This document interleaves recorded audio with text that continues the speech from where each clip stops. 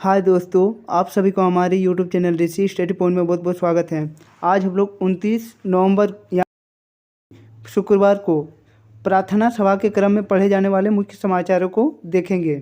इसीलिए आज के हमारे इस वीडियो को आप लोग शुरू से अंत तक देखें और हाँ, अच्छा लगे तो अपने दोस्तों को भी ज़्यादा से ज़्यादा शेयर करें। तो चलिए दोस्तों, आज के हमारे इस वीडियो को आज हम लोग आज के सुविचार से शुरू करते हैं। आज का सुविचार दिया गया है कि सकारात्मक आत्मविश्वास और दृढ़ता जीवन में महत्वपूर्ण है, इसीलिए कभी भी हार नहीं माननी चाहिए। तो चलिए दोस्तों, अब हम लोग आज के मुख्य समाचारों को एक एक करके देखते हैं। आज का पहला मुख्य समाचार अंतर्राष्ट्रीय से है। इसमें दी गई है कि श्रीलंका में भारी बारिश के कारण आई बाढ़ में 4 लोगों की मौत तथा 2 लाख से ज़्यादा लोग प्रभावित हुए हैं।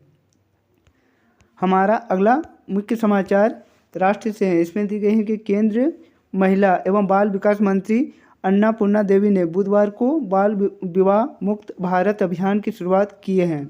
इस अवसर पर उन्होंने एक बाल विवाह मुक्त भारत पोर्टल का भी लॉन्च किए हैं, जो बाल विवाह की घटनाओं का प्रभावित माध्यम होगा। आज का हमारा अगला मुख्य समाचार राज्य से है। इसमें दी गई कि मध्याह्न भोजन योजना की राशि में बढ़ोतरी की गई है। बाल वाटिका व कक्षा 1 से लेकर 5 तक के बच्चों को 6.19 रुपया तथा कक्षा 6 से 8 के बच्चों के लिए 9 रुपया 29 पैसे की दर से कुकिंग कास्ट दिया जाएगा।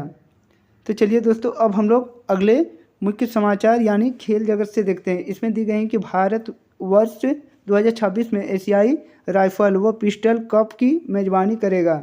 इस महाद्वीपीय टूर्नामेंट की मेजबानी सौंपने का फैसला एशियाई निशानेबाजी परिसंघ ने किया है।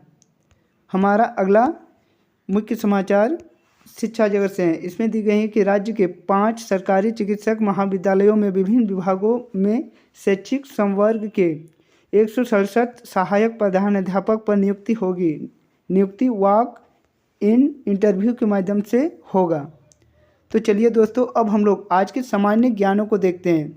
आज का पहला सामान्य ज्ञान प्राथमिक स्तर यानी कक्षा 1 से लेकर 5 के बच्चों के लिए। इसमें दी गई है पुरस्कार का विपरीत शब्द क्या है। तो पुरस्कार का विपरीत शब्द होता है तिरस्कार। अगला है कि 4 प्रमुख दिशाओं का नाम क्या है। तो 4 प्रमुख दिशाओं के नाम उत्तर, दक्षिण, पूर्व और पश्चिम है।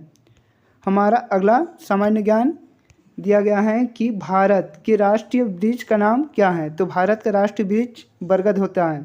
अगला है कि भारत की राजधानी कहाँ है। तो भारत की राजधानी नई दिल्ली है।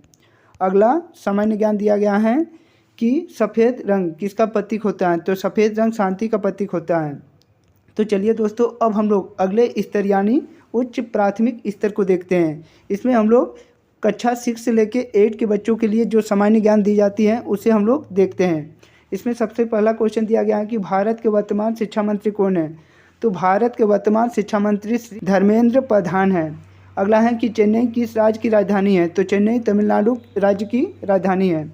अगला सामान्य ज्ञान दिया गया है कि बच्चों के डॉक्टर को अंग्रेजी में क्या कहा जाता है। तो बच्चों के डॉक्टर को अंग्रेजी में शिशु रोग विशेषज्ञ यानी चाइल्ड स्पेशलिस्ट कहा जाता है। हमारा अगला सामान्य ज्ञान दिया गया है कि नेत्रदान में नेत्र का कौन सा भाग दान किया जाता है। तो नेत्र दान में नेत्र की कॉर्निया को दान किया जाता है। अगला सामान्य ज्ञान दिया गया है कि तोपचाची अभयारण्य झारखंड के किस जिले में स्थित है। तो तोपचाची अभयारण्य झारखंड के धनबाद जिले में स्थित है। तो चलिए दोस्तों, अब हम लोग अगले सामान्य ज्ञान को देखते हैं। अगला सामान्य ज्ञान यानी माध्यमिक स्तर कक्षा 9 से लेकर 12 के बच्चों के लिए। इसमें दी गई है कि छोटा नागपुर काश्तकारी अधिनियम कब लागू हुआ था। तो छोटा नागपुर काश्तकारी अधिनियम 1908 ईस्वी को लागू हुई थी।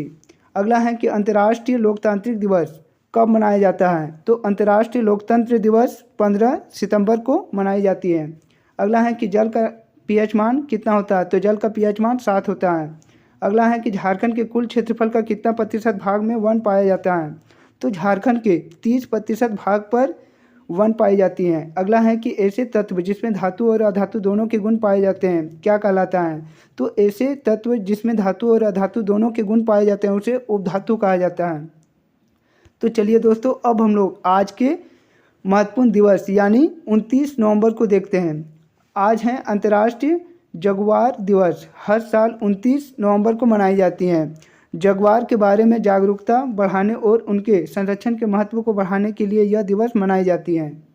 तो चलिए दोस्तों, अब हम लोग आज के प्रेरक प्रश्न को देखते हैं। आज के प्रेरक प्रश्न में दी गई हैं किसान और बूढ़ा घोड़ा।